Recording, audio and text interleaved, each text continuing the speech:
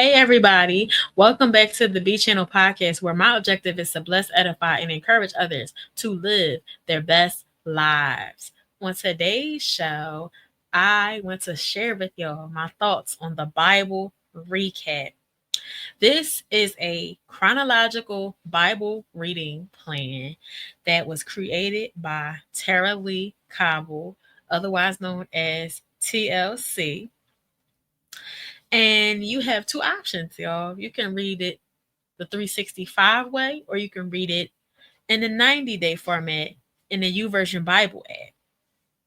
And this is how it goes, y'all. You say a prayer beforehand, and it's really beautiful because she tells you to just ask God to keep you humble and to show you what he really means and not be puffed up by the knowledge that you receive, and to be ordered by his steps and his word. And so it's a really beautiful prayer. It says a lot more than that, but I'm just paraphrasing. And first, you watch the Bible Project video, which recaps the book that you're about to read. And that's also a good plan that I was simultaneously trying to read at the same time. But I like that for different reasons. But anyway, the Bible recap video is something that you watch afterwards that helps you recap that small section of the book that you are reading for that day.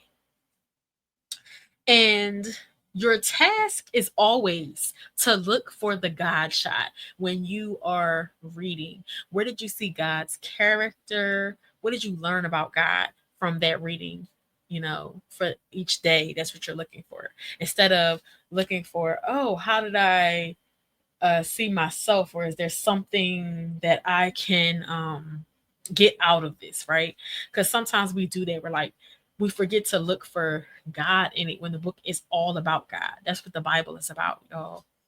And I liked it because the plan allowed me to see that the meanings of words differ, because in the Bible, the languages of Hebrew and Greek and Aramaic were all utilized, and a word can have different meanings and depending on the language that was used in that particular section.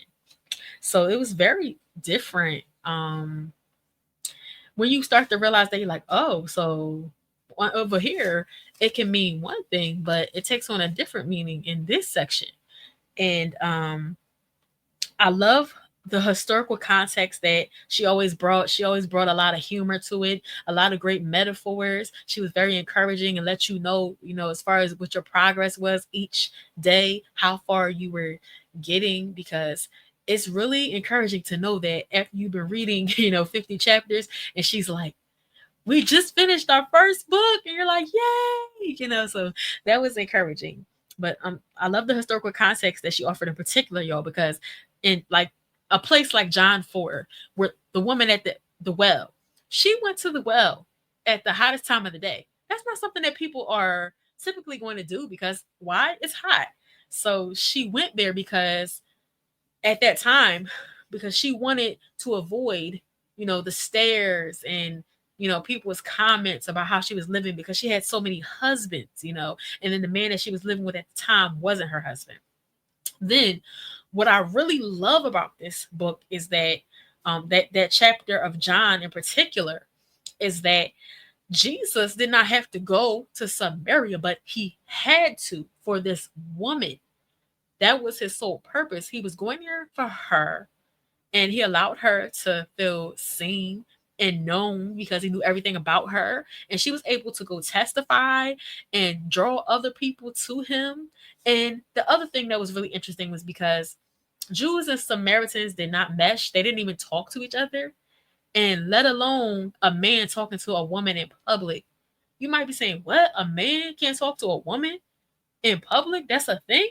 Yeah, in the context of that day, that happened, and sometimes, and when we're thinking about how life is now versus how life was back then, it's like, whoa, That is crazy, right? But that's how things were. The Bible doesn't make it right, but that's how things were back in those biblical times, right? And so it's really interesting to understand things with that added knowledge. You're like, oh, I get it. I get why X, Y, and Z happened. So that helped a lot. And I love how things were interwoven. Like, let's say you were reading Paul, and in the book of Acts, you were reading about Paul, and he would talk about someone, maybe Timothy or whoever. Next thing you know, you would stop reading Acts that on that particular day, and you would be in the next thing. Like, you'll be reading about First Timothy or something, right? And you would basically get to be acquainted with the person that he was writing about in the other letters.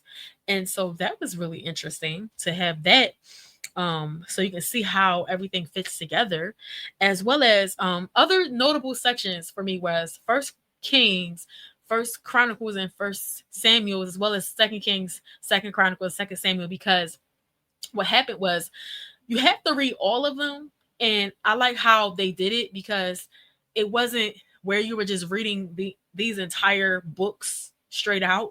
You were reading them in a layered fashion so that you could see the whole story. Because what happens is, in each particular book, whether it was Kings, Chronicles, or Samuel, different details were in each of those books that really made a full story when you read all of it. And it's the same thing with the Gospels, y'all. Matthew, Mark, Luke, and John. We wouldn't just read uh that whatever section of Matthew. We would read the corresponding sections in the other Gospels that same day. So you would have a real full picture, because some things that might have happened in one didn't happen in other, and vice versa. So that was really deep, because you're like, oh, and so you really had to really sink your teeth in there and be intentional about this reading.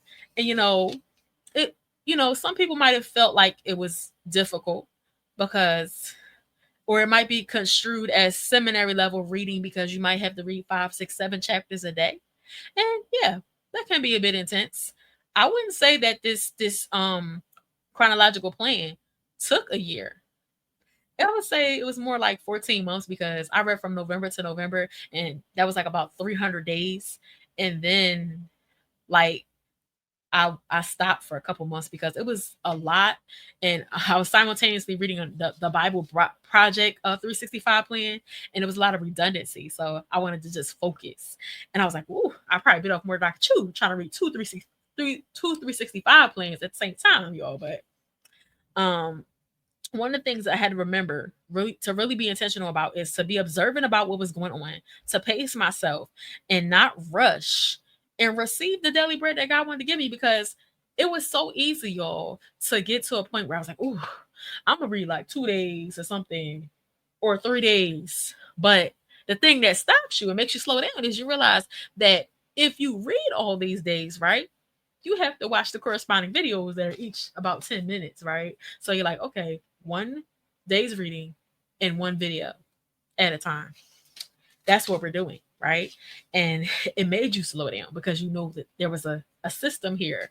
And so that you could, you know, reasonably complete this task. And it's doable, but you gotta pace yourself.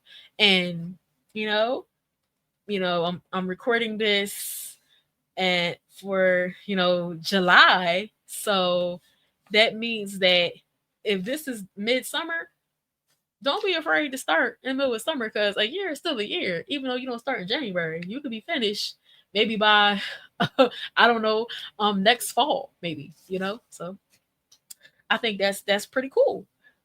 And some other things that I noticed that were helpful, y'all, is it can be a lot to just sit there for the entire 12, 13, 14 months you're reading this, and just read, right? So something I did that was really helpful to help the story really come alive, because of the differentiation in voices and the sound effects and things like that, was I listened to the Bible Experience on YouTube, and then simultaneously I would scroll through the NIV translation, and read what was happening, right? And I think that listening really is like my favorite way to take in the Bible, because you get so much. And when you really listen for those themes that are recurring and being repeated over and over again, those concepts that keep coming back, is really something. And the Bible experiences really did help me enjoy it more and get through it. And another option is Streetlights Bible, because they have a nice hip hop beat. If you're a hip hop person, and there's different voices. That's what I love about both of these. The Bible experience or Streetlight Bible is different voices, so it's not like you have the same voice throughout, because that's something that can happen sometimes when you're listening to, like, even in the Bible app, it'll other translations will use the same voice throughout. And that differentiation really does help bring the story to life, because not the same person saying all of the words throughout. And sometimes if you get like a little bit if you feel like it's a little bit stale, change the translation. Listen, have a different voice read it to you, whether it's a woman or a man or something like that. And so that's something I learned too. Like, be okay with listening versus reading sometimes, because it can really be helpful, especially because your eyes might get a little tired after reading this whole thing for a year, right? Give yourself a break. Listen, if you take it better, you take it in better that way. Be okay with listening to the Bible. It's okay. And so that was something that I learned. You gotta do what works for you and move at a reasonable pace and not try to rush it. It was an enjoyable experience because I felt like I wasn't doing it alone. So that was what made it helpful and made it possible, because otherwise I'd be like, I don't know. But it was, good, because I have read the Bible through in the past, but never like this. Chronological was different because, like I said, you feel like all the puzzle pieces are really fitting together and everything really makes more sense when you read it chronologically. And I I like how they did that, because it's like, oh, okay, I see why they did this, and you start to really put everything together. And so, yeah, that was really a helpful journey to go on. But next time, I would just make that be my only Bible plan for the year. That would be my only caveat. Clear your Bible plan schedule and just work on that one thing.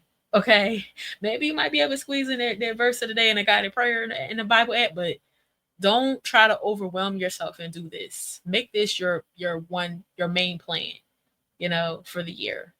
And that's what I would suggest to anybody out there that's thinking about trying this. But like I said, you got the option of 365, which is the whole Bible, or you got the option of New Testament. So take your choice. You want to just dip your toe in, do the New Testament version. If you want to do the whole thing, take your time. You know, if it takes 14 months, it takes 14 months. Don't feel like you have to rush it. Enjoy it and get what you need to get from it. And, get a better understanding of God and his character and who he is and how he shows up and just everything about him. I think that things really came through, you know, reading this about Jesus. It was just so profound when you really stop to think about the journey of Jesus, when you're reading, his words in the New Testament. So check this out, y'all, if y'all get time. Check this Bible plan out. And if you're watching on YouTube, be sure that you like, comment, subscribe, and share this episode. If you found it to be a blessing, make sure you like, comment, subscribe, and share if you're watching over on YouTube. If you're listening over on Spotify, be sure to follow, participate in today's poll, and comment. Make sure, if you're listening on Spotify, to follow, participate in today's poll, and comment. I really appreciate your support and your feedback. It means a lot.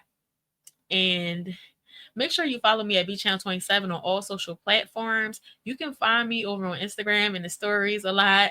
I like to share what's going on with the blog. So any blog updates, any podcast updates, any collaborations with other people where I've been a guest on their podcast, you can find all the tea on all of that.